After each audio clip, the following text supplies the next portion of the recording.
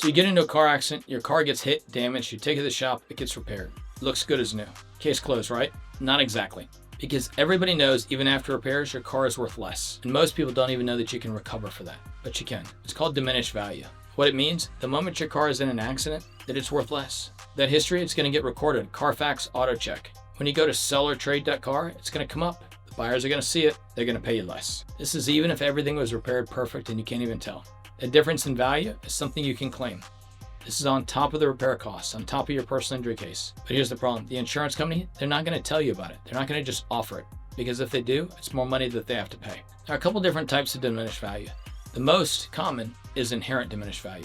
That's just a loss in value from the accident history alone. And there's repair related. If the work wasn't done properly, it's worth less. And sometimes there's immediate diminished value. This applies when you've got a total loss. Your car's crushed and they're going to just pay you out a total loss. So it's gone. But for most people, it's that first one that matters. Now, who do you go after for this? In almost all cases, it's the at-fault driver's insurance, not your own. Here's where it gets important. Insurance companies are going to try to calculate it using their own formula. And these formulas almost always come in low, usually really low. But you don't have to accept their formula or their number.